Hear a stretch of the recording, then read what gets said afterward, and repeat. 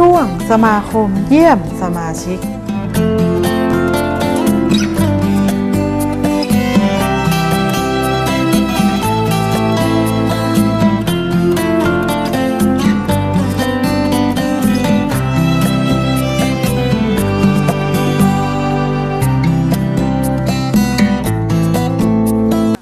ท่านผู้ชมคะรายการเราไม่ทิ้งกันในช่วงของสมาคมเยี่ยมสมาชิกซึ่งเมื่อวานท่านผู้ชมได้พูดคุยเราได้พูดคุยกับพี่น้องไม่ว่าจะเป็นหลายภาคส่วนที่เขาบูรณาการร่วมกันไปแล้วนะคะวันนี้ค่ะสำคัญมากๆเลยแล้วก็ได้รับเกียรติอย่างสูงเลยจริงๆนะคะสำหรับการได้ร่วมพูดคุยกับ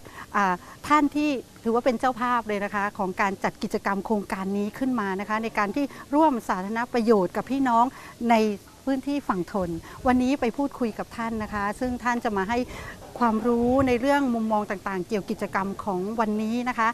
เราอยู่กับท่านแล้วค่ะท่านคือพลเรือตรีวสินสันต์จันทรวรินทร์นะคะผู้บัญชาการฐานทัพกรุงเทพนั่นเองสวัสดีค่ะท่านค่ะสวัสดีค่ะก่อนอื่นเลยค่ะท่านอยากจะทราบถึงที่มาที่ไปของโครงการกิจกรรมนี้ค่ะเป็นการบำเพ็ญสาธารณประโยชน์ของพี่น้องที่มีร่วมกันมีที่มาที่ไปยังไงคะก็อยากจะเรียนนะครับว่ากองทัพเรือเนี่ยนะครับโดยฐานทัพเรือกรุงเทพนะครับแล้วก็กรมการขนส่งฐานเรือเนี่ยนะครับได้จัดกิจกรรมครั้งนี้ขึ้นมาเนี่ยเนื่องในโอกาสเฉลิมพระเกียรตินะครับในโอกาสเฉลิมพระชนมพรรษาของสมเด็จพระนางเจ้าสิริกิติ์พระบรมราชินีนาถครบ 85 พรรษานะครับในการนี้กองทัพเรือก็ได้สั่งการให้ทั้ง2หน่วยนะครับทั้งฐานทัพเรือกรุงเทพแล้วก็กรมการขนส่งทางเรือเนี่ยได้เข้ามาทำกิจกรรมเพื่อเป็นประโยชน์ต่อประชาชนนะครับภายใต้แนวคิดฐานเรือจะไม่ทิ้งประชาชนนะครับแล้วก็เป็นการเฉลิมพระเกียรติด้วยนะครับสำหรับโครงการนี้เราได้มีแนวทางดำเนินการมาก่อนหน้านี้แล้วนะครับในพื้นที่ของเขตบางกอกน้อยเนี่ยเช่นโครงการวัดมะลิที่เราทำและประสบความสำเร็จนะครับหรือที่คลองวัดกระท้อนนะครับที่เราประสบความสำเร็จเมื่อเดือนที่แล้วนะครับสำหรับในครั้งนี้เนี่ยที่เราจัดโครงการเฉลิมพระเกียรติก็มีหน่วยงานนะครับหลายๆหน่วยงานเข้ามาร่วมด้วยนะครับไม่ว่าจะเป็นนะครับในส่วนของเขตบางกอกน้อยนะครับแล้วก็เขตบางขุนนนท์นะครับแล้วก็มีพันธมิตรก็คือโรงพยาบาลศิริราชแล้วก็โรงพยาบาลธนบุรีมาร่วมด้วยนะครับขณะเดียวกันก็มีหน่วยกำลังของกองอำนวยการรักษาความมั่นคงภายในนะครับในส่วนของกรุงเทพมหานครแล้วก็กำลังรักษาความสงบของป.109นะครับที่เข้ามาขณะเดียวกันแนวความคิดในการดำเนินการของเราเนี่ยเป็นรูปแบบของลักษณะประชารัฐก็คือทั้งภาครัฐและประชาชนนะมีส่วนร่วมกันในการทำประโยชน์เราก็ได้ชุมชนมาอีก5ชุมชนนะครับที่มาร่วมก็คือชุมชนวัดคลองวัดเพลงวิปัสสนานะครับแล้วก็ชุมชนวัดชัยทิศนะครับแล้วก็ชุมชนวัดมะลิ1ชุมชนวัดมะลิ2แล้วก็ชุมชนของล่างนี้นะครับซึ่งเราก็ได้กำหนดเป้าหมายในการดำเนินการเนี่ยที่ของล่างอย่างที่ได้เห็นอยู่นี่นะครับในคลองนี้มีระยะทางอยู่ที่ประมาณ1กิโลเมตรแต่เป็นเหมือนเป็นเส้นเลือดสำคัญเหมือนเส้นเลือดหัวใจเนี่ยที่มันตีบอยู่นะครับต้องมาทำการบายพาสเพราะว่าคลองนี้จะเป็นการนำน้ำนะครับจากแนวด้านในเนี่ยไปลงที่คลองชักพระเพราะว่าถ้าไม่ทำการขุดลอกคลองนี้แล้วเนี่ยจะทำให้เกิดน้ำท่วมแล้วก็ส่งผลกระทบแน่นอนซึ่งมีประชาชนเนี่ยจะได้ผลดีนะครับจากกิจกรรมครั้งนี้จำนวนนะครับ 1,075 ครัวเรือนแล้วก็จำนวนประชากรประมาณ7,028 คนนะครับซึ่งการบายพาสครั้งนี้เป็นตามแนวทางบายพาสโครงการหนึ่งที่กองทัพเรือนะครับโดยฐานทัพเรือกรุงเทพเนี่ยได้ดำเนินการโดยมีพันธมิตรตามที่กล่าวมาแล้วโดยในครั้งนี้กรมการขนส่งฐานเรือเขาก็เป็นแม่งานหลักด้วยนะครับสำหรับสิ่งที่เราได้ทำเนี่ยนอกจากเอากำลังพลมาขุดลอกคลองแล้วนะครับเรามีอุปกรณ์พิเศษเข้ามาใช้ด้วยก็คือเรือนะครับเป็นเรือยนต์ขนาดเล็กแล้วก็ลากผานซึ่งลากผานเนี่ยทำให้โคลนที่อยู่ข้างล่างเนี่ยถูกดันขึ้นมาแล้วเราก็ใช้เครื่องดูดของกทมโดยเขตบางกอกน้อยนะครับดำเนินการซึ่งการทำทั้งหมดเนี่ยนะครับก็เพื่อเฉลิมพระเกียรตินะครับในวโรกาสที่สมเด็จพระนางเจ้าสิริกิติ์พระบรมราชินีนาถนะครับครบ 85 พรรษาในวันที่ 12 สิงหาคมนะครับเรานะครับเหล่าฐานเรือแล้วก็พร้อมด้วยปวงชนชาวไทยนะครับก็มาร่วมใจกันทำความดีในวันนี้ครับอ๋อแล้วที่ท่านบอกเคยทำกับเขตบางกอกน้อยมาบ้างแล้วจุดเริ่มคิดยังไงเริ่มต้นที่ประชาชนเขาไปบอกหรือว่าเรายังไงคะก็คือจากการที่ ผู้บัญชาการฐานเรือนะครับค่ะได้มีแนวค่ะ ความคิดโดยเฉพาะวลีทองว่าฐานเรือจะไม่ทิ้งประชาชน จะไม่ทิ้ง ดังนั้นเนี่ยนะชัดเจนนะฮะฐานเรือจะไม่ทิ้งประชาชน ดังนั้นเนี่ยพวกเราในฐานะทหารเนี่ยในยามศึกเนี่ยเราก็เตรียมการไว้รบในยามสงบเนี่ยเราต้องช่วยเหลือประชาชนดังนั้นเราก็ไปหา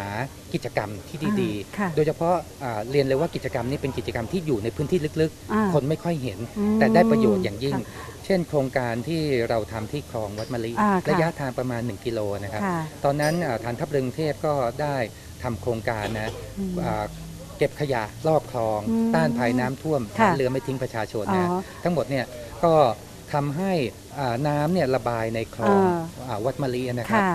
จากคลองชักพระเนี่ยไปสู่แม่น้ำเจ้าพระยามันเป็นไงคะดีขึ้นเลยมันดีขึ้นเลยเพราะว่าเดิมมันตันมันที่ผ่านมาเราต้องยอมรับว่าเราต้องทำความเข้าใจกับประชาชนให้ช่วยบางทีในบางลำคลองเนี่ยเขาทิ้งเศษขยะบ้างไม่ได้รับการดูแลเอาใจใส่บ้างแล้วแม้กระทั่งกำลังของเขตก็มีแผนนะครับแต่บางครั้งเนี่ยต้องใช้กำลังทหารเนี่ยเข้าไปช่วยนะครับเพราะว่ามีสิ่งกีดขวางลำคลองเนี่ยค่อนข้างเยอะดังนั้นเมื่อเราไปทำที่คลองวัดมะลิก็ปรากฏว่าประชาชนเห็นว่าเราทำจริงได้ประโยชน์จริงไม่ใช่ว่ามาทำเพื่อมาถ่ายภาพไม่ใช่เราลงทำกันจริงๆแล้วก็ล่าสุดเนี่ยเราได้ไปทำโครงการนี้นะครับที่บริเวณคลองกระท้อนเนี่ยนะครับคลองกระท้อนซึ่งตรงนั้นเนี่ยมีประชาชนได้รับผลดีถึงประมาณ10,000 กว่าคนภายใต้โครงการเราจะทำความดีด้วยหัวใจของในหลวงรัชกาลที่10นะครับช่วงวันที่ 28 ถึง 30 กรกฎาคมที่ผ่านมาปรากฏว่าน้ำไหลดีเลยแล้วก็ตรงนั้นนอกจากคลองวัดกระท้อนแล้วเนี่ยเรายังทำที่คลองวัดยางด้วยนะครับซึ่งขณะนี้เพื่อเป็นการพิสูจน์ได้ว่า1ฐานเรือไม่ทิ้งประชาชน2ทหารในยามสงบนะครับเราลงมาช่วยประชาชนแต่ว่าไม่ได้ว่าทหารทำอย่างเดียวเราทำในภายใต้แนวทางของประชารัฐคือประชาชนกับเรารวมทั้งพันธมิตรทั้งหมดร่วมกันอย่างเช่นว่าครั้งนี้ก็มีโรงพยาบาลศรีราชโรงพยาบาลธนบุรีมาก็จะทำให้ประชาชนตื่นตัวในการ1ทำความดี2จุดประกายทำให้เขารักชุมชนนะครับให้เขาเนี่ยรวมตัวกันที่จะรักษาชุมชนไม่ใช่ว่ารอให้เราไปทำเราแค่ทำนำร่องแล้วเขาก็ไปทำต่อเขาเองแล้วตอนนี้นโยบายชาติก็ว่าได้นะคะในการดูแลสิ่งแวดล้อมโดยเฉพาะคูคลองต่างๆนะคะที่บรรจุในเป็นนโยบายชาติแล้วถ้าอย่างนี้ค่ะในพี่น้องฝั่งทนหรือว่าที่พี่น้องทั่วประเทศที่แต่ละ50 เขตถ้าเห็นแบบนี้แล้วถ้าเกิดเขาร้องขอมาอย่างเงี้ยไปไหมคะอันนี้สุดแต่กองทัพเรือจะสั่งการนะครับแต่ว่าสำหรับในพื้นที่ที่ฐานทัพเรือกรุงเทพเนี่ยได้ดำเนินการอยู่เนี่ยนะครับเราก็พยายามที่จะหาเขาเรียกว่าเส้นเลือดที่มันตีบในหัวใจเพื่อจะทำการบายพาสเป็นอันดับต้นนะครับเพื่อจะช่วยเหลือในลำดับต้นแต่ที่เหลือเนี่ยเราพยายามจะทำความเข้าใจกับประชาชนให้ท่านต้องรักชุมชนของท่านเองท่านต้องช่วยกันเองนะครับแต่การทำของเราไม่ได้ทำหน่วยเดียวเราทำในลักษณะบูรณาการนะครับไม่ว่าทั้งภาครัฐก็คือทางกองทัพเรือนะครับโดยฐานทัพเรือกรุงเทพแล้วก็กรมการขนส่งอย่างนี้เป็นต้นร่วมกับสำนักงานเขตไม่ว่าจะเป็นเขตบางกอกน้อยเขตบางขุนนนท์แต่กำลังรวมทั้งมีกำลังของกองทัพบกด้วยนะครับหรือบางครั้งเรามีกำลังของตำรวจแต่ประเด็นสำคัญจริงคือทำอย่างไรพี่น้องประชาชนในท้องถิ่นจะรวมตัวกันแล้วก็รักนะครับพื้นที่อนุรักษ์ในสิ่งที่ตัวเองควรทำเหมือนเป็นการจุดประกายเขามีจิตตระหนักรู้ในการรักชุมชนของเขาก่อนและที่สำคัญก็คือเหมือนอย่างที่เราได้เพิ่งทำโครงการไปเมื่อปลายเดือนนี้นะครับทำโครงการนะครับที่ในหลวงรัชกาลที่10ท่านได้กรุณาประทานมาก็คือเราจะทำความดีด้วยหัวใจครับแล้วที่เราภาพเราเห็นก็ส่วนใหญ่เขาจะเป็นเกี่ยวกับจิตอาสาตอนนี้คำว่าจิตอาสาเราเริ่มขยายไปทั่วเลยนะคะจริงๆพี่น้องประชาชนทั้งหมดสามารถเป็นจิตอาสาได้เลยค่ะถ้าในมุมมองของท่านนะคะคำว่าจิตอาสานี่หมายความว่ายังไงคะสำหรับความเข้าใจของผมก็คือมีจิตที่จะอาสาทำสิ่งหนึ่งสิ่งใดนะครับเพื่อส่วนรวมนะครับโดยไม่คำนึงถึงผลประโยชน์ที่จะได้รับแต่เราทำเพื่อคนอื่นทำเพื่อให้สังคมน่าอยู่นะครับแล้วก็ทำให้เกิดประโยชน์ต่อสังคมซึ่งถ้าทุกคนมีจิตใจอย่างนี้ผมเชื่อว่าสังคมไทยจะเป็นสังคมที่มีความสุขแล้วก็เป็นสังคมที่แข็งแกร่งครับแล้วทีนี้ต้องถามถึงปัญหาอุปสรรคที่ท่านลงพื้นที่อะไรอย่างเงี้ยค่ะที่ลงมากันบูรณาการหลายหน่วยงานมีปัญหามีอุปสรรคบ้างไหมคะเรียนเลยนะครับไม่มีปัญหาเลยครับเพราะว่า ที่ทำกันอยู่ด้วยทำด้วยใจ ทำด้วยใจ ภายใต้สภาวะจำกัด เพราะฉะนั้นสภาวะจำกัดเนี่ยทุกที่มีหมดแต่ว่าที่ไม่มีอุปสรรคเพราะว่าเราทำด้วยใจ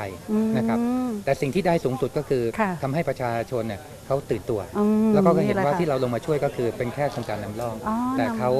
จะต้องลุกขึ้นมาเป็นจิตอาสาแล้วก็รักชุมชนอย่างยั่งยืนต่อไปครับนี่แหละค่ะสุดท้ายเลยค่ะท่านคืออยากจะให้ท่านฝากบอกพี่น้องที่เขาดูอยู่ที่ท่านบอกว่าเหมือนเป็นการจุดประกายเริ่มต้นให้เขารักชุมชนถ้าอยากจะฝากบอกพี่น้องที่เขาดูอยู่ให้เขาลุกขึ้นมาค่ะแล้วก็เริ่มที่จะแอคทีฟสำหรับการรักชุมชนของเขาอะค่ะฝากบอกทางผ่านสื่อนิดนึงค่ะผมคงจะไม่อยู่ในสิทธิ์ที่จะบอกได้นะครับเพราะว่าเราก็เป็นหน่วยงานหนึ่งเท่านั้นเองที่มีความตั้งใจแต่อยากจะเรียนว่าหากมีสิ่งหนึ่งสิ่งใดที่กองทัพเรือนะครับสามารถที่จะสนับสนุนได้ภายใต้แนวคิดฐานเรือจะไม่ทิ้งประชาชนแล้วนะครับเราก็ยินดีเสมอและที่สำคัญก็คือนอกจากเราเอากำลังทหารเนี่ยมาทำประโยชน์แล้วเนี่ยสิ่งที่ได้แน่ๆก็คือทหารเหล่านี้จะมีจิตอาสาที่จะทำความดีด้วยหัวใจนะครับซึ่งพี่น้องประชาชนก็คงจะได้เห็นแล้วก็คงจะได้นำเอาสิ่งที่ได้ทำนะครับไปพิจารณาที่จะสร้างให้ชุมชนแข็งแกร่งตามที่จะเห็นสมควรแล้วกันครับได้ค่ะนี่แหละค่ะท่านผู้ชมคะก็เป็นมุมมองของท่านที่ท่านบอกว่าการทำอะไรก็แล้วแต่ถ้าทำด้วยใจเริ่มต้นจากจิตอาสานี่แหละค่ะท่านก็เป็นหน่วยงานหนึ่งนะคะก็คือกองทัพเรือที่สามารถที่มาดูแลสารทุกข์สุขดิบของพี่น้องประชาชนได้ที่บอกว่ากองทัพเรือไม่ทหารเรือจะไม่ทิ้งประชาชนนั่นเองวันนี้ต้องขอบพระคุณท่านมากๆเลยนะคะท่านพลเรือตรีวสินสันต์จันทรวรินทร์ขอบพระคุณท่านมากเลยค่ะค่ะท่านผู้ชมคะรายการเราไม่ทิ้งกันตอนนี้ค่ะพาท่านผู้ชมมามุมมองของความรู้สึกของผู้นำชุมชนในแต่ละชุมชนกันว่าวันนี้กิจกรรมที่เขามาบูรณาการร่วมกันกับหน่วยงานมากมายเลยโดยเฉพาะความรู้สึกที่เขาจะมีแล้วก็จะมาเล่าให้เราฟังว่าวันนี้เขาเป็นยังไงนะคะหลากหลายชุมชนวันนี้ให้เขาแนะนำตัวทีละคนเลยค่ะเชิญค่ะพี่ครับผมประทีประคังทองครับประธานชุมชนตรอกไผ่วัดบางเสาธงครับค่ะคนต่อไปเลยค่ะครับผมนายธำรงการแก้วประธานชุมชนวัดมะลิ2ครับผมค่ะครับผมสุรัตน์ดวงกัญญาครับเลขานุการชุมชนของล่างครับค่ะครับกับผมนายวัฒนาไทยประกอบอดีตประธานชุมชนหัวถนนวัดแก้วจรัญ35ครับค่ะ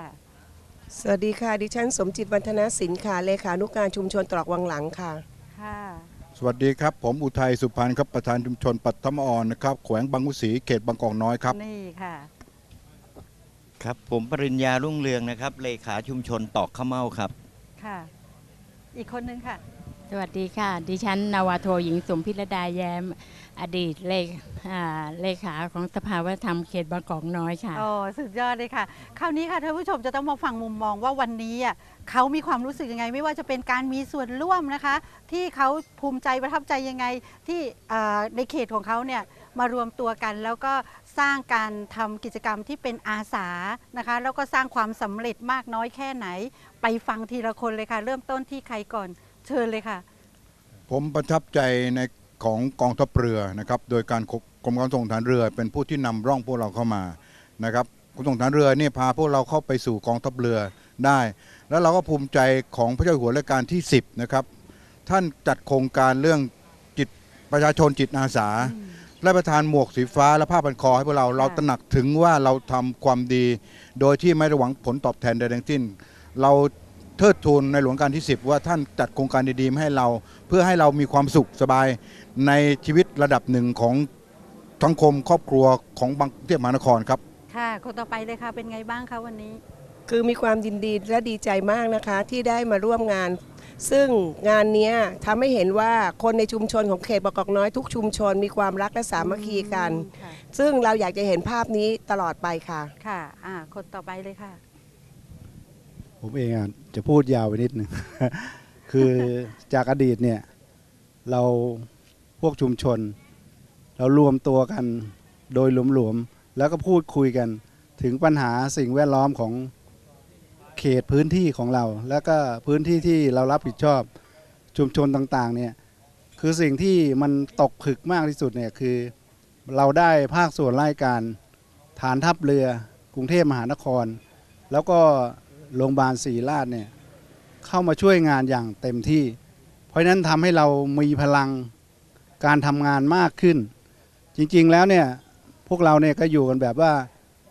ช่วยเหลือตัวเองกันมาตลอดแล้วเราก็ทำแบบว่าวิถีของชาวบ้านวิถีชาวบ้านเนี่ยมันไม่มีกำลังพอ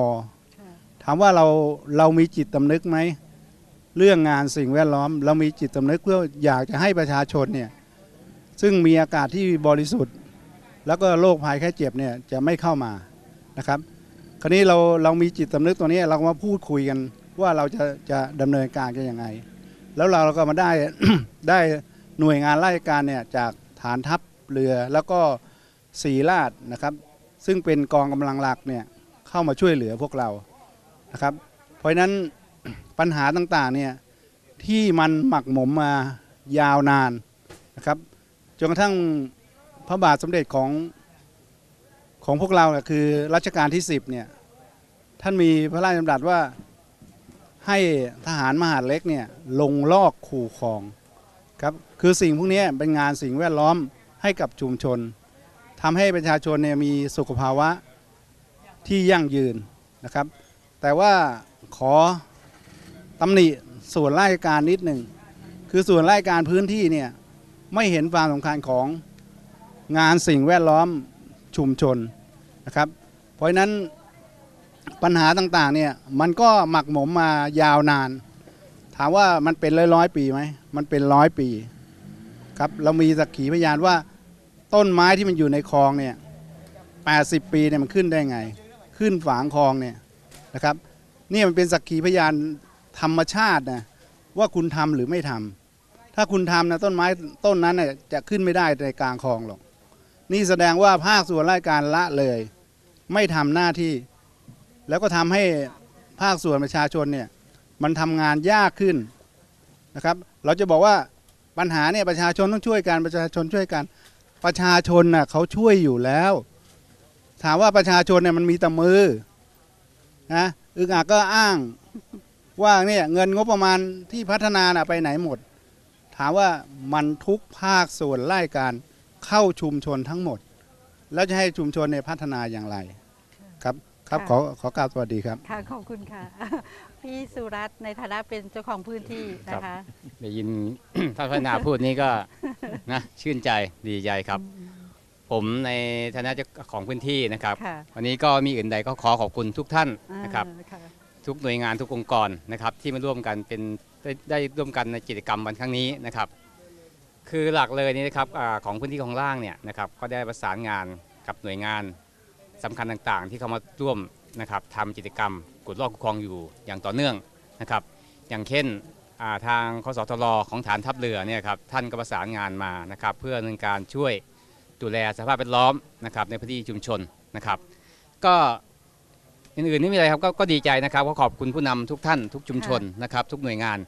ที่เสียสละเวลานะครับมาร่วมกันทำกิจกรรมในพื้นที่ชุมชนของล่างของเราวันนี้นะครับให้เกิดประโยชน์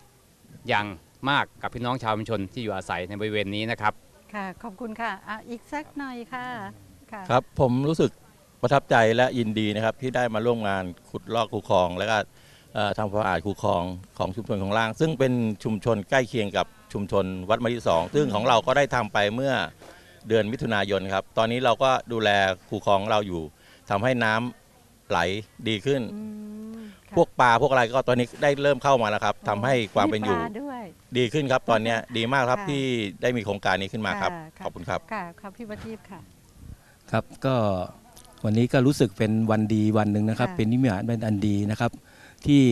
หน่วยงานของรัฐนะครับมาร่วมมือกับภาคเอกชนและก็ชาวชุมชนนะครับเพื่อฟื้นฟูนะครับปรับปรุงสภาพน้ำในคลองของเราให้กลับสภาพอย่างเดิมนะเมื่อสมัย 20-30 ปีที่แล้วนะครับเราสามารถลงไปว่ายเล่นได้นะครับตอนนี้ก็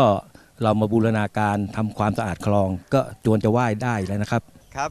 ผมชุมชนตอกข้าวเม่านะครับก็เป็นชุมชนทางด้านวัฒนธรรมอยู่แล้วนะครับพอมาได้มาเห็นโครงการลอกคูคลองแล้วก็เป็นภาคีของชุมชนในทั้ง42ชุมชนของเขตบางกอกน้อย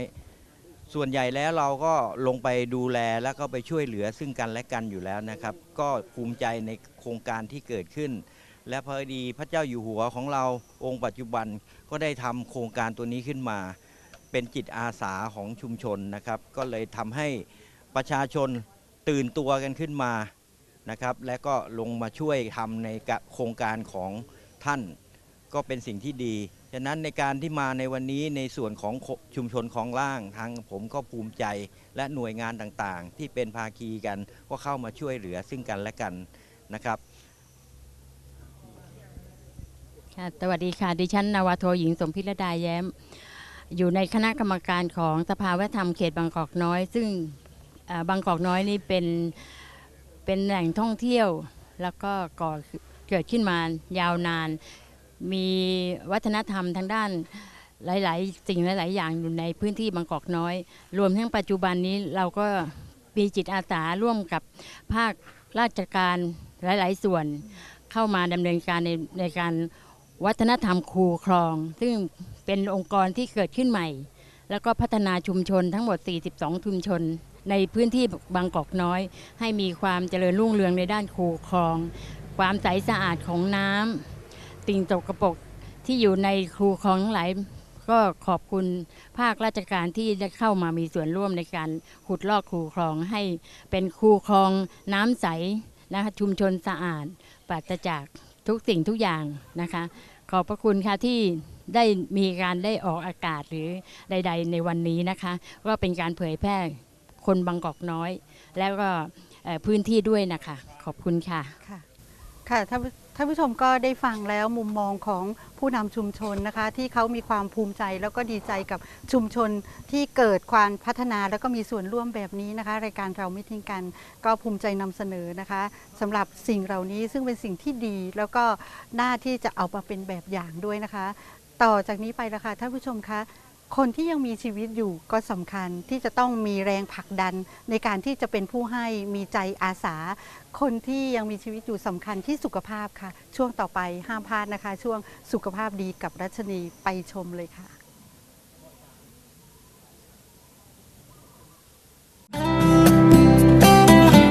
เปิดโลกไปกับสมาคมชาปนกิจสงเคราะห์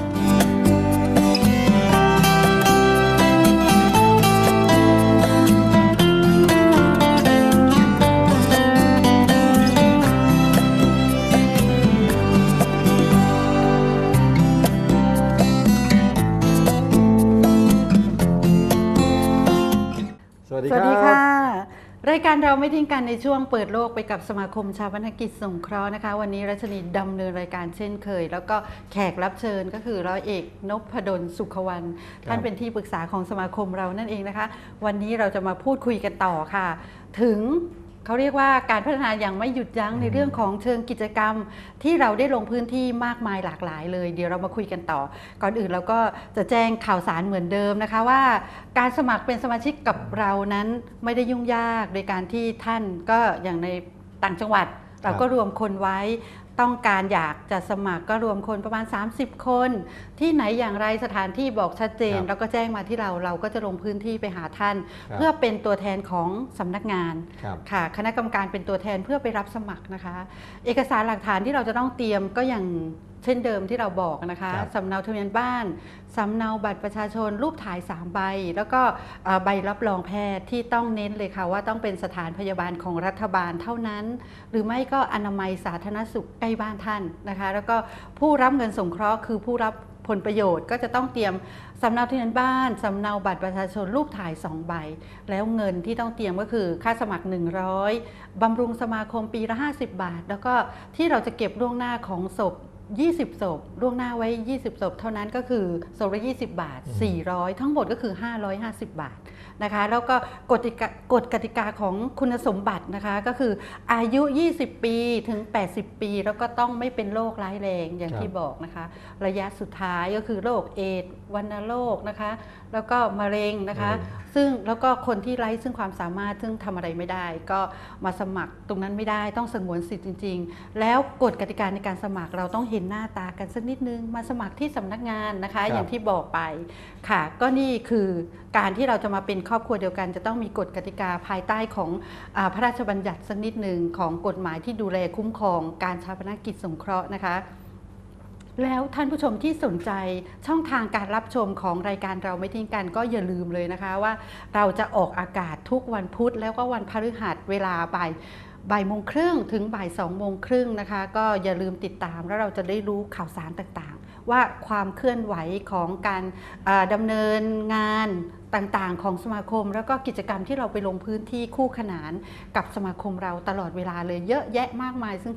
สร้างการยอมรับให้กับสมาคมเรามากนะคะแล้ววันนี้เราจะมาพูดกันต่อ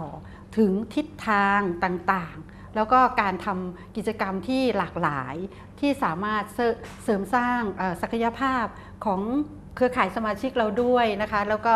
กิจกรรมสาธารณูปโยชน์ต่างๆที่เราออกไปนอกพื้นที่แล้วทำให้คนที่ยังมีชีวิตอยู่อย่างที่จะพูดกันบ่อยๆนะคะว่าเราต้องดูแลกันอย่างไรโดยเฉพาะในสังคมปัจจุบันนี้ก็คือสังคมของผู้สูงอายุแล้วเราต้องให้ความสำคัญซึ่งกันและกันแล้วกิจกรรมวันนี้เดี๋ยวเราต้องคุยกับอาจารย์แขกตรงที่ว่ากิจกรรมมากมายที่เรายังคุยกันติดไว้ที่เราจะต้องใช่ค่ะที่เราจะคุยกันมันไปเชื่อมโยงกันอะไรยังไงกับสมาคมชาปนกิจสงเคราะห์อย่างไรแล้วก็ที่สำคัญสมาคมอื่นเขาทำกันหรือเปล่าอย่างนี้ค่ะก็ก่อนอื่นเท้าความสักนิดหน่อยนะครับว่าในเรื่องที่พวกเราที่มาเป็นสมาชิกแล้วตกลงที่จะมอบคือมอบเงินสงเคราะห์คือให้ใครเนี่ยต้องบอกว่าให้ใครเนี่ยไม่ใช่ใครก็ได้นะครับจะต้องเป็นใครที่เป็นภรรยาเป็นสามีเป็นคุณพ่อคุณแม่เป็นคุณลูกนะครับมันมีช่วงชั้นของการสืบสายโลหิตจะไปให้กิ๊กให้แก๊กให้เอาไม่ได้นะครับไม่ได้นะครับคือจะไปให้เพื่อนร่วมงานที่สนิทกันอะไรกันก็ไม่ได้นะครับเพราะกฎหมายได้บอกเอาไว้นะว่าจะต้องเป็นผู้สืบคือเป็นผู้สืบสันดานสายโลหิตอะไรต่างๆนะครับที่มันมีช่วงชั้นประมาณ5ช่วงชั้นเนี่ยนะครับงั้นก็ต้องปฏิบัติเป็นไปตามกฎหมายอย่างนั้นนะครับประการที่2เนี่ยพวกเราที่พอดูรายการแล้วสนใจนะครับคือต้องบอกว่าสมาคมชาปนกิจสงเคราะห์เนี่ยเป็นกิจการเพื่อสงเคราะห์ซึ่งกันและกันโดยความร่วมมือระหว่างสมาชิกที่สนใจด้วยกันโดยไม่แสวงหาผลประโยชน์นะครับหรือว่ากำไรเพื่อเอามาแบ่งปันกันทำไม่ได้นะครับแล้วก็ไม่ใช่เป็นวัตถุประสงค์ของสมาคมชาปนกิจสงเคราะห์ที่จะต้องดำเนินการนะครับให้เป็นไปในเรื่องเหมือนกับเป็นเรื่องบุญเรื่องกุศลมาเรื่องช่วยเหลือซึ่งกันและกันนะครับโดยที่พอมีสมาชิกที่เสียชีวิตแล้วเนี่ยก็เหมือนกับว่าทำบุญร่วมกันลงขันกันคนละ20 บาทในส่วนของสมาคมชาปนกิจสงเคราะห์เพื่อประชาชนเนี่ยเราก็ลงขันกันคนละ20 บาทนะครับเพื่อไปช่วยเหลือครอบครัวของเพื่อนที่เป็นสมาชิกที่เสียชีวิตไปนะครับเพื่อให้เขาสามารถที่จะนำไปทดแทนความรู้สึกที่สูญเสียไปเล็กๆน้อยๆนะครับแต่อันเนี้ยถ้ามีสมาชิกมากๆเงินก็จะเป็นจำนวนมากแต่เราก็ไม่ได้อยากจะคิดว่าทุกคนอยากจะได้เงินจำนวนมากๆแต่ว่าเตรียมเอาไว้เผื่อในการสูญเสียเพื่อที่คนข้างหลังจะได้ไม่ต้องลำบากเพื่อคนข้างหลังจะได้ไม่ต้องมาแก้ปัญหาชีวิตเฉพาะหน้าจนไม่สามารถจะเดินชีวิตต่อไปในวันข้างหน้าได้นะครับก็ในหลายๆครั้งที่เราไปมอบเงินสงเคราะห์ให้ถ้าบางครอบครัวที่เขาไม่ได้เดือดร้อนจนเกินไปนะคะเขาก็จะไม่เหมือนส่งความรู้สึกให้เราได้รู้บางครอบครัวเขาก็จะบอกเราแล้วก็เดินมาจับมือแล้วก็ขอบคุณว่าเงินตรงนี้นะเพิ่งจะรู้ว่าคุณพ่อทำไว้บางทีคุณพ่อก็ลืมบอกตอนทำต้องแจ้งเลยนะคะว่าต้องบอกนะคะว่าทำไว้บางทีเผอิญเป็นครอบครัวที่ไม่ค่อยมีรายได้พอเกิดการสูญเสียแล้วเขาก็มาขอบคุณว่าเงินตรงนี้ได้ช่วยเขาจริงๆนี่เหมือนประมาณว่าที่อาจารย์บอกว่าเราไม่ได้หวังผลกำไรอะไรเพราะมันเป็นการทำบุญเลยค่ะแล้วอาจจะมีคำถามว่าเอาแล้วสมาคมชาปนกิจทำอะไรจริงๆเนี่ยสมาคมชาปนกิจสงเคราะห์เนี่ยเป็นตัวกลจักรที่สำคัญที่จะแจ้งข่าวสารรับรู้ข่าวสารการสูญเสียของเพื่อนสมาชิกแล้วก็แจ้งข่าวสารไปยังมวลสมาชิกทั้งหมดนะครับหรืออาจจะเน้นเป็นบางจุดที่เป็นพื้นที่ของสมาชิกที่เสียชีวิตเช่นถ้าเป็นพื้นที่ในกรุงเทพอย่างของเขตบางเขนเนี่ยเขาก็อาจจะระดมไปในพื้นที่ใกล้เคียงซึ่งสมาคมชาปนกิจสงเคราะห์เพื่อประชาชนเนี่ยได้จัดแบ่งสมาชิกเนี่ยเอาไว้เป็นจังหวัดในกรุงเทพก็ยังแบ่งออกเป็นเขตแต่ละเขตนะครับอย่างนั้นถ้าเกิดว่ามีสมาชิกที่บางเขนนี่คือเสียชีวิตเนี่ย เขาก็จะกระจายหมดนะครับคือเพื่อให้รับรู้โดยทั่วกันว่ามันมีการเสียชีวิตเพิ่มเติมแต่ส่วนที่อยากจะเชิญชวนไปร่วมงานเพื่อเป็นเกียรติคือให้กับเพื่อนสมาชิกที่เสียชีวิตเนี่ยอาจจะแจ้งไปที่บางเขนสายไหมดอนเมืองหลักสี่จตุจักรอะไรอย่างเงี้ยนะครับคือให้มากขึ้นเพื่อที่จะได้ให้ทราบแล้วก็จะได้ไปร่วมไปคือไปร่วมไว้อะไรให้กับเพื่อนนี่ก็คือมันเหมือนมีผลพลอยได้ในส่วนของการที่เหมือนเราไปทำกิจกรรมร่วมกันบ่อยๆแล้วเหมือนอย่างเช่นบางเขนไปช่วยเขตอะไรนะใกล้ๆหลักสี่เวลามีกิจกรรมมีงานอะไรเราก็ไปช่วยกัน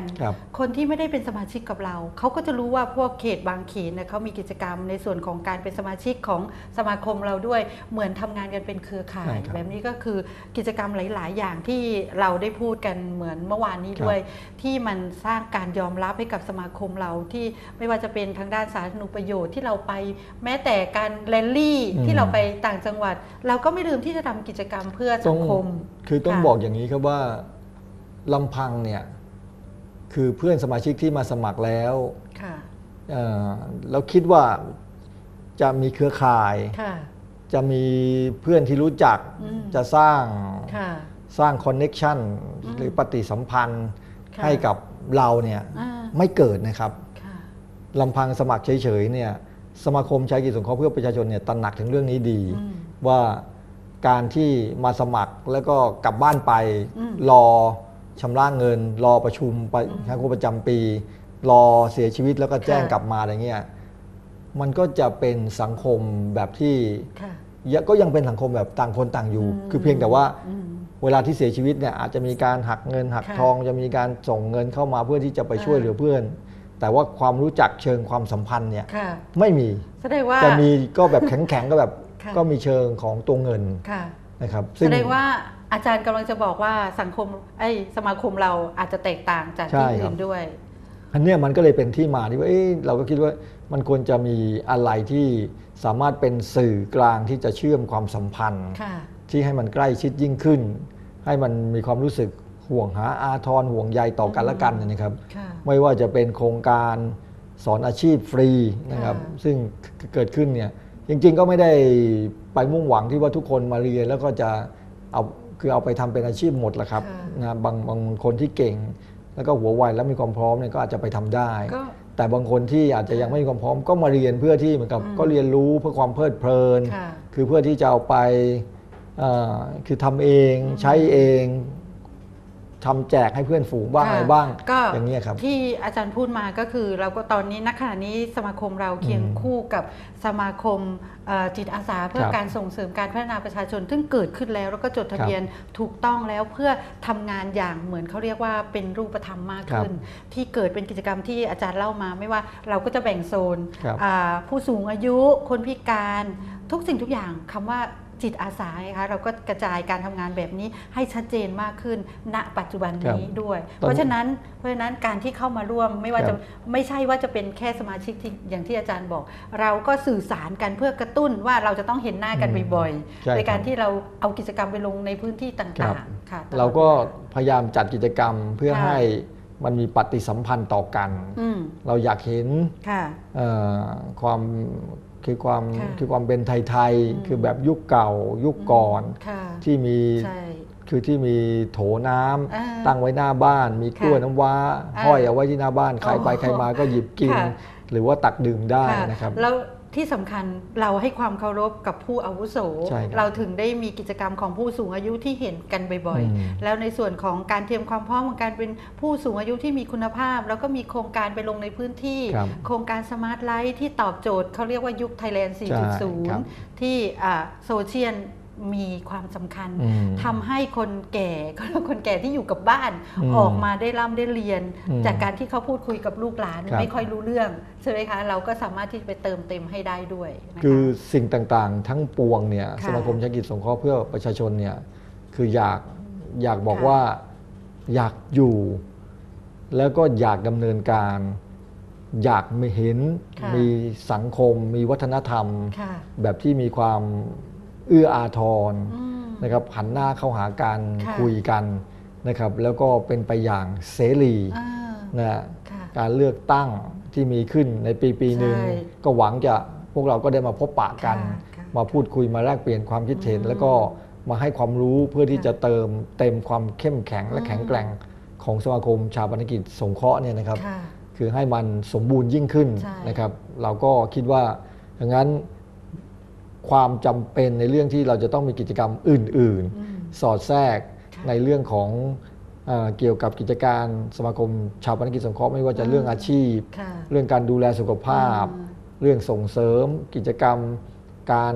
พัฒนาความรู้อื่นๆนะครับซึ่งเราสมาคมชาปนกิจสงเคราะห์เพื่อประชาชนเนี่ยอยากเห็นสิ่งเหล่านี้เกิดขึ้นไม่ใช่เพื่อสมาคมแต่ว่าเป็นไปเพื่อสังคมที่มีความเอื้ออาทรมีความห่วงหาอาทรและห่วงใยต่อกันไม่ใช่ต่างคนต่างอยู่ต่างคนต่างไม่มองหน้ากันต่างคนต่างไม่คุยกันแล้วก็สังคมมันก็จะกลายเป็นสังคมที่มันกับไม่มีคนที่จะยึดเหนี่ยวนำพาสังคมไปสู่สังคมที่อุดมด้วยความสุขนั่นเองครับก็ที่อาจารย์พูดมาทั้งหมดเนี่ยที่รัชนีถามแล้วก็เชื่อมโยงตรงนี้ก็คือการที่มีสมาคมชาปนกิจสงเคราะห์ขึ้นมาแล้วก็เชื่อมโยงด้วยกิจกรรมต่างๆที่หลากหลายมาประกบกันไม่ใช่แค่จะมีแค่สมาคมแล้วก็สมัครแล้วก็ไม่เจอหน้ากันแต่เราพยายามที่จะ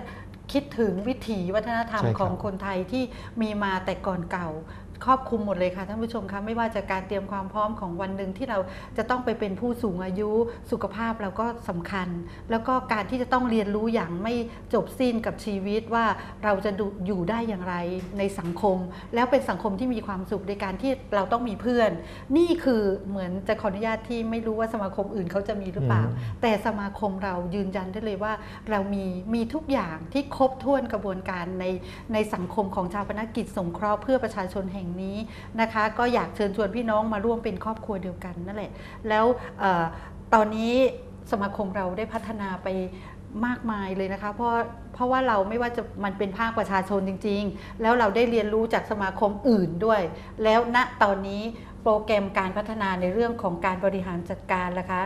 ช่วยบอกพี่น้องอีกสักทีหนึ่งนะคะผมคือย้อนกลับไปที่ทางคุณรัชนีพูดเนี่ยนะครับว่าสมาคมชาปนกิจสงเคราะห์เพื่อประชาชนเนี่ยไม่ได้คิดพัฒนาเฉพาะกับภายในแต่ยังมีระบบภายนอกพัฒนาเรื่องระบบการเชื่อมโยงระหว่างสมาชิกพัฒนาเชื่อมโยงระหว่างสมาคมเรากับสมาคมอื่นๆมีการพัฒนาระหว่างสมาคมเรากับหน่วยงานอื่นๆซึ่งเราก็กำลังจะมีการเซ็นบันทึกความร่วมมือนะครับกับสมาคมชาปนกิจสงเคราะห์สภากาชาดไทยประมาณวันที่5 กันยานะครับซึ่งเราหวังว่าเป็นอย่างยิ่งว่าคือบรรยากาศอย่างนั้นจะนำพาไปสู่การพัฒนาแบบไม่หยุดยัง้งเราจะไม่อยู่แบบโดดเดี่ยวตามลำพังแต่จะอยู่แล้วก็ก้าวไปพร้อมๆกันนะครับยกกันไปทั้งขบวนพอมาวกไปคือจากภายนอกภายในเราคือเราก็ไม่ได้หยุดยั้งนะครับเราก็มีการเสริมเติมความรู้ให้กับคณะกรรมการกับเจ้าหน้าที่กับสมาชิกโดยผ่านทาง LINE แอปพลิเคชันผ่านทาง Facebook ผ่านทาง YouTube ผ่านทางสถานีทีวี24สถานีประชาชนเพื่อเติมเต็มความรู้ให้กับพี่น้องประชาชนได้เรียนรู้แล้วก็ก้าวไปพร้อมๆกันเราอยากเห็นการเข้ามาอยู่ในสมาคมชาปนกิจสงเคราะห์เนี่ยเป็นไปด้วยความรู้และความเข้าใจแต่ถ้าอาจจะรู้ถูกบ้างไม่ถูกบ้างก็ไม่เป็นไรแต่เราเนี่ยจะพยายามส่งผ่านความรู้ทั้งจากพวกเรากันเองจากผู้รู้คนอื่นๆจากวิทยากรในระดับของกระทรวงนะครับเราก็จะพยายามเติมเต็มสิ่งเหล่านี้เพื่อให้พวกเราได้ก้าวเดินไปกับสมาคมชาปนกิจสงเคราะห์เนี่ยอย่างเต็มความภาคภูมิว่าเราคือส่วนหนึ่งของกันและกันไม่ใช่เป็นส่วนหนึ่งของการมารับประโยชน์ครับเพราะว่าการพัฒนาของเราก็จะเติบโตไม่ว่าจะเราเข้าไปเรียนรู้กับสมาคมอื่นด้วยแล้วก็มาเหมือนแบ่งปันความรู้กันนะคะก็อย่างที่บอกอนาคตข้างหน้ามีการพัฒนาจริงๆแล้วก็ท่านผู้ชมคอยติดตามเลยค่ะว่าสมาคมของเราจะก้าวย่างไปในทิศทางไหนซึ่งนำไปสู่การพัฒนาอย่างยั่งยืนแล้วก็สมบูรณ์จริงๆนะคะก็วันนี้เราก็ได้ความรู้จากอาจารย์แขกที่มาถ่ายทอดให้ท่านผู้ชมทางบ้านที่กำลังใจจดใจจ่อว่าจะมาเป็นสมา ชิกอย่างไรประมาณไหน มีความเชื่อมั่นขนาดไหนต้องบอกเลยค่ะว่าพี่น้องเข้ามาไม่ผิดหวังอย่างแน่นอน เพราะว่าเราครอบคลุมดูแลเหมือนส่วนหนึ่งของครอบครัวเราเลยจริงๆนะคะวันนี้เราหมดเวลาค่ะเพราะฉะนั้นเดี๋ยวเราต้องไปพบในช่วงต่อไปนะคะสำหรับคนที่ยังมีชีวิตอยู่ไหมคะสำคัญมากนะคะสุขภาพอย่างที่บอกเราจะบอกกันว่ารายการนี้ไม่ใช่เป็นผู้รู้ที่เป็นนายแพทย์หรือนายแพทย์พยาบาลหรือมาให้ความรู้แต่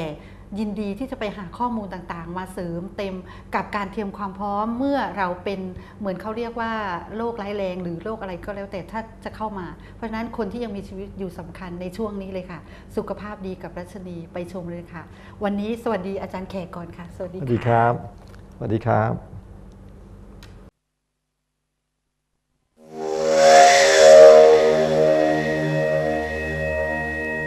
เกิดแก่เจ็บตายคือสิ่งที่แน่นอนที่สุดในชีวิตคือสัจธรรมของชีวิตที่ไม่มีใครหนีพ้นไปได้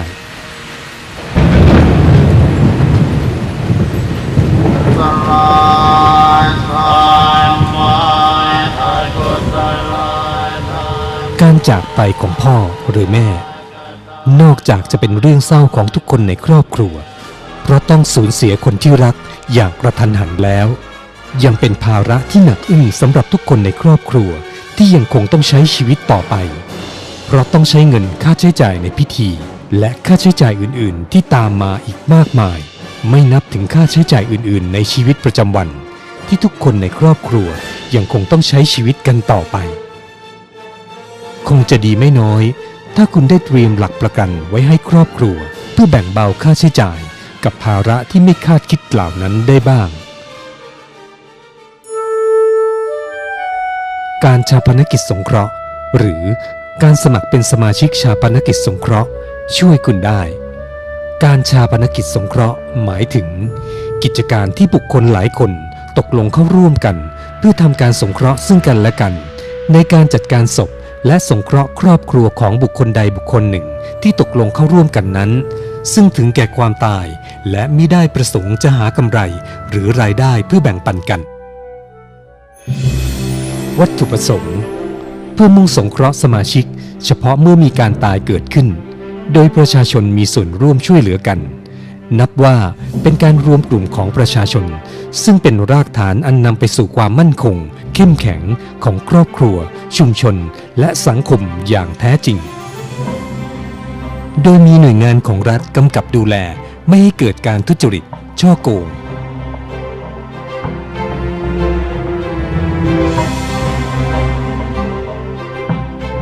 ประโยชน์จากการเป็นสมาชิกสมาคมชาปนกิจสงเคราะห์ก็คือการเตรียมเงินสำรองฉุกเฉินไว้ให้ครอบครัวใช้ตามความจำเป็นลำดับต่างๆดังนี้ค่าจัดงานศพค่าใช้จ่ายในครอบครัวเป็นทุนประกอบอาชีพเป็นทุนการศึกษาให้บุตรหลานเป็นเงินสำรองสำหรับครอบครัวต่อไปการดำเนินกิจการการชาปนกิจสงเคราะห์มี2ลักษณะคือกลุ่มประชาชนทั่วไปต้องเกิดจากการรวมตัวกันไม่น้อยกว่า7คนเพื่อจดทะเบียนจัดตั้งสมาคมชาปนกิจสงเคราะห์ส่วนราชการหน่วยงานของรัฐรัฐวิสาหกิจหรือองค์กรวิชาชีพซึ่งเป็นนิติบุคคลที่อยู่ภายใต้การกำกับของรัฐต้องขึ้นทะเบียนการชาปนกิจสงเคราะห์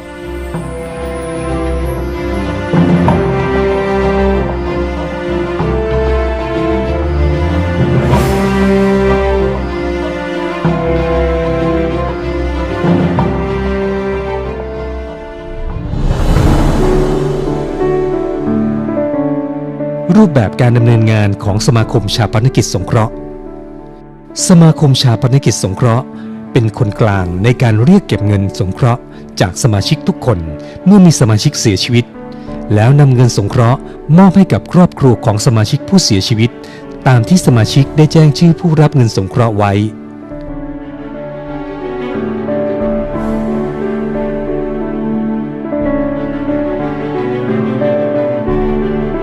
การดำเนินงานของสมาคม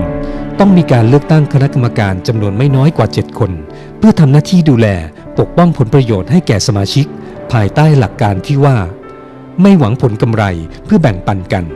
แต่เพื่อให้เป็นกิจการของสมาชิกโดยสมาชิกเพื่อประโยชน์ของสมาชิกอย่างแท้จริง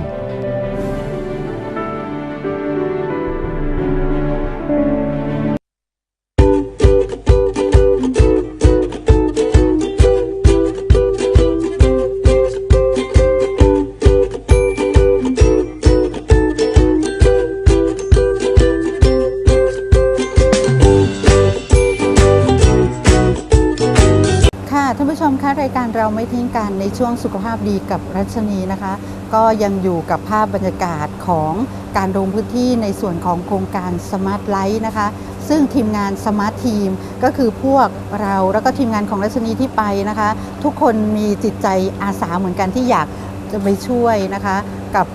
พี่น้องที่เป็นผู้สูงวัยได้เรียนรู้ทำความเข้าใจกับการเล่นสมาร์ทโฟนอย่างไรแล้วก็ให้มีความสุขด้วยนะคะท่ามกลางบรรยากาศที่ก้าวย่างไปสู่เขาเรียกว่ายุคไทยแลนด์ 4.0 ทุกอย่างจะต้องเขาเรียกว่าทันสมัยและมีวิวัฒนาการโดยเฉพาะผู้สูงวัยก็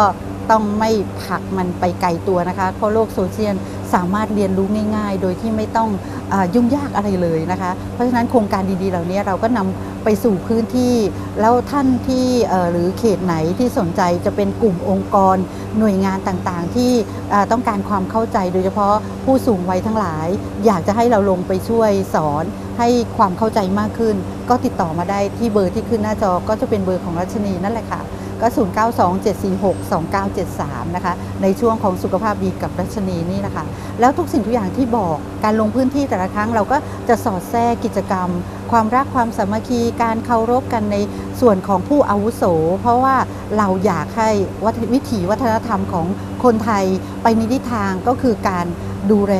ผู้ที่เป็นอาวุโสกว่าแล้วก็ให้ความเคารพซึ่งกันและกันโดยเฉพาะการใส่ใจในผู้สูงอายุคนที่มีคุณพ่อคุณแม่อยู่ก็ควรที่จะใส่ใจเขาในเรื่องทุกด้านเลยค่ะท่านผู้ชมไม่ว่าจะเป็นชีวิตหลังเกษียณแล้วคุณพ่อคุณแม่ต้องกลับมาอยู่บ้านจะทำอย่างไรให้ชีวิตหลังเกษียณของคุณพ่อคุณแม่ของปู่ย่าตายายของเรามีความสุขในบริบทต่างๆแม้แต่กระทั่งภายในบ้านก็ควรจะจัดเขาเรียกว่าพื้นที่ต่างๆจากการที่เขาเคยเดินกระฉับกระเฉงสรีระร่างกายก็เสื่อมถอยเราจะต้องปรับเปลี่ยนบริบทของที่บ้านอย่างไรไม่ว่าตั้งแต่ห้องนอนนะคะแสงสว่างต่างๆห้องน้ำนะคะพื้นต้องไม่ลื่นนะคะแล้วการหยิบของหยิบจับก็ควรจะสะดวกสบายในการที่คุณพ่อคุณแม่จะหยิบจะจับนะคะเพราะฉะนั้นดูแลทั้งหมดสุดแล้วก็ที่สำคัญสุขภาพของท่านก็ควรจะมีการเตรียมความพร้อมไม่ว่าจะเป็นเครื่องวัดความดันเครื่องวัดเขาเรียกว่าน้ำตาลด้วยควรจะมีในบ้านนะคะแล้วการตรวจเช็คร่างกายที่คุณหมอนัดตามเวลาตามกำหนดก็ควรจะต้องใส่ใจดูแลบางท่านยังต้องทานยาที่คุณหมอสั่งเราก็ควรจะใส่ใจสักนิดหนึ่งนะคะแต่ที่สำคัญการดูแลตัวเองเป็นส่วนสำคัญคนที่จะไปเป็นผู้สูงวัยเราต้องเตรียมความพร้อมตลอดว่าเราต้องไม่เป็นภาระกับลูกหลานกับโครงการที่เราได้ลงพื้นที่ไปแล้วเราก็มาคิดวิเคราะห์ต่อว่าโครงการนี้มีประโยชน์อย่างไรนะคะก็โดยเฉพาะสุขภาพของผู้สูงวัยเนี่ยอันดับหนึ่งเลยนะคะเราต้องใส่ใจแล้วที่เราเคยไปพูดสัมภาษณ์พูดคุยกับผู้นำชุมชนในชุมชนของ 907 เคยบอกนะคะท่านผู้ชมคะกลุ่มของผู้สูงอายุบางท่านเป็นปัญหาในส่วนของเจ็บไข้ได้ป่วยแล้วกลายเป็นผู้ป่วยติดเตียงนะคะแล้วจากเมื่อก่อนเคยนอนอยู่จนไม่ลุกไปไหนลุกขึ้นก็ขยับแข้งขยับขาเดินเหินไปไหนก็ลำบากมากๆท่านผู้ชมเชื่อไหมคะว่ามีโครงการสมาร์ทไลท์ไปด้วยแล้วก็ไม่ว่าจะเป็นกิจกรรมของในช่วงของการเรียนการสอนทุกวันพฤหัสในชุมชนเขามีการให้สัมภาษณ์ออกมาเลยค่ะว่าพัฒนาการเปลี่ยนไปค่ะจากการที่นิ้วมือขยับยากหรือจะก้าวเดินแต่ละครั้งก็ลำบากตอนนี้เขามาเรียนทุกวันพฤหัสเขาได้พูดคุยได้ร้องรำทำเพลงได้มีกิจกรรมร่วมกันพัฒนาการเปลี่ยนความจำกลับฟื้นคืนมานี่จริงๆเลยนะคะแล้วที่สำคัญนะคะการที่ได้พูดคุยได้หัวเราะนะคะได้ออกกำลังกายได้ฝึกสมองเป็นการบำบัดทางธรรมชาติจริงๆแล้วที่สำคัญอาหารที่ทานเข้าไปควรจะวิเคราะห์ด้วยว่าทานอาหารที่มีประโยชน์หรือเปล่าแต่ที่เราจะพูดกันบ่อยๆเลยก็คือกลุ่มโรคที่ไม่ติดต่อ ก็คือกลุ่มโรคที่เกิดจากพฤติกรรมการใช้ชีวิตสุ่มเสี่ยงหรือเปล่าทานอาหารอย่างไรที่สุ่มเสี่ยงอย่างเช่นพฤติกรรมเดิมๆที่บางทีคุณพ่อคุณแม่บางท่านจากการที่ทานแต่ของมันหวานจัดเค็มจัดหวานมันเค็มหรืออะไรอย่างเงี้ยมากเกินไปก็ทำให้เกิดโรคที่ตามมาไม่ว่าจะเป็นโรคความดันเบาหวานนะคะมะเร็งแล้วก็โรคไตนี่ก็คือพฤติกรรมการใช้ชีวิตการบริโภคอาหารที่ไม่มีประโยชน์ทั้งสิ้นเลยก็เราไม่สายสำหรับการเริ่มต้นแล้วก็การเตรียมความพร้อมควรจะลดละเลิกในสิ่งที่สุ่มเสี่ยงไม่ว่าจะเป็นพฤติกรรมที่เคยชอบสูบบุหรี่ดื่มแอลกอฮอล์เป็นประจำหรือที่สำคัญขาดไม่ได้เลยก็คือการไม่พักผ่อนให้เป็นเวลาหรือ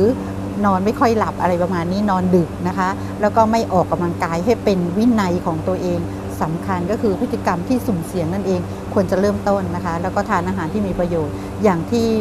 ผู้สนับสนุนรายการของเราได้มาพูดในส่วนของทานอาหารอย่างไรให้เป็นยาอาหารอะไรคะที่ตอบโจทย์ร่างกายโดยที่ไม่ตกค้างที่เขาบอกกันว่าทานให้เหลือข้างนอกดีกว่าไปเหลือข้างในนั่นเองนะคะก็คือด้วยวัยของเราก็ควรจะเช็คกันนะคะว่าการที่เราทานอาหารมากๆเข้าไปแล้วก็ไม่ย่อยมันก็เกิดโรคอะไรตามมาเยอะแยะเลยแล้วก็สะสมโดยเฉพาะคนที่รูปร่างอ้วนขึ้นนะคะก็จะสุ่มเสี่ยงมากกว่าคนที่รูปร่างผอมแต่ก็มันก็ไม่แน่หรอกค่ะท่านผู้ชมคะเพราะฉะนั้นสังเกตตัวเองนิดนึงอุปกรณ์ต่างๆนะคะที่อยู่ในบ้านอุปกรณ์การตรวจเช็ควัดความดันเกี่ยวกับน้ำตาลก็ควรจะติดบ้านไว้ใส่ใจนิดนึงเพราะฉะนั้นผลิตภัณฑ์ที่ตอบโจทย์นะคะก็อย่างที่เราพูดกันบ่อยๆนะคะก็คือผลิตภัณฑ์ที่มาจากถั่วดาวอินคาหรือดาวไทยก็จะเป็นน้ำมันนะคะแล้วก็ชาตื่นเช้ามาค่ะท่านผู้ชมก็1ช้อนโต๊ะแล้วก็ทำด้วยชาด้วยแล้วก็ก่อนนอนอีก1ช้อนโต๊ะแล้วก็ตามด้วยชานะคะก็จะทำให้ระบบไหลเวียนของเลือดจากเคยหนืดเคยข้นก็จะคลายความหนืดข้นลงนะคะดูแลในเรื่องของความดันด้วยส่วนใหญ่เป็นพระเอกก็คือดูแลเรื่องสมองของผู้สูงอายุที่บางครั้งจะเกิดเป็นโรคอย่างโรคหนึ่งที่เคยมาแชร์แลกเปลี่ยนกันก็คือโรคพาร์กินสันที่คนที่เป็นโรคนี้แล้วทานแล้วนะคะประมาณ7ชุดนะคะท่านผู้ชมความจำของเขาดีขึ้นแล้วก็การที่อาการของโรคพาร์กินสันจะมีการสั่นของอวัยวะต่างๆเขาหายปัจจุบันก็เป็นเกษตรกรไปแล้วปลูกต้นดาวอินคานั่นเองนะคะเพราะฉะนั้นค่ะสิ่งดีๆเหล่านี้ที่เรามานำเสนอให้ฟังนะคะก็อยากให้ท่านผู้ชมได้เหมือนประมาณว่าเก็บเอาไว้แล้วก็สนใจก็โทรมาสอบถามได้เลยในส่วนของการทานอาหารอย่างไรให้เป็นยาก็คือผลิตภัณฑ์ที่ตอบโจทย์น้ำมันดาวอินคากับชาวดาวอินคานั่นเองสนใจก็สั่งซื้อสั่งจองได้ที่เบอร์ที่ขึ้นหน้าจอก็จะเป็นเบอร์ของรัชนีนะคะ092-746-2973ค่ะก็ขอบคุณนะคะพี่ๆป้าๆลุงๆที่ดูรายการกันโดยตลอดแล้วก็สั่งซื้อสั่งจองกันมารัชนีก็ไปส่งที่บ้านนะคะขออนุญาตพูดถึงคุณลุงนิดนึงอายุ86 ปีค่ะสุขภาพร่างกายยังโอ้โหสุดยอดเลยค่ะก็สั่งน้ำมันของที่รายการเราไปแล้วรัชนีก็ไปส่งถึงบ้านท่านก็นั่งคุยให้ฟังว่าตอนนี้การที่ไม่เป็นภาระกับลูกหลานต้องทำอะไรยังไงก็คือต้องดูแลสุขภาพลดละเลิกทั้งหมดอาหารที่สุ่มเสี่ยงนะคะตอนนี้ก็เลือกทานอาหารประเภทผักผลไม้แล้วก็โดยเฉพาะน้ำมันดาวอินคาที่ท่านทานเป็นประจำนะคะก็วันนี้ค่ะรายการของเราก็หมดละนะคะขอบคุณสถานที่สวยๆนะคะก็ร้าน Coffee Night Bar ชั้น 2ของ Imperial ลาดพร้าวแวะกันมาอุดหนุนนะคะการันตีเลยว่าร้านกาแฟร้านนี้อร่อยจริงๆนะคะก็แ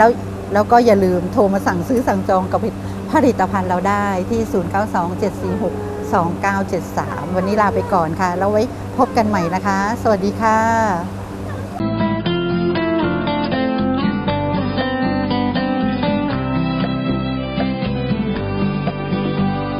คิดถึงวันเก่าวันที่เราเคยมีเพื่อนพ้องน้องพี่เราเคยมีกันและกันเราเคยห่วงใยเคยห่วงหาทรมันในสายสัมพันธ์เคยมีสิ่งดีและเราเคยแบ่งปันวันนี้พลันเปลี่ยนไปดังพายุพัดกระหน่ำ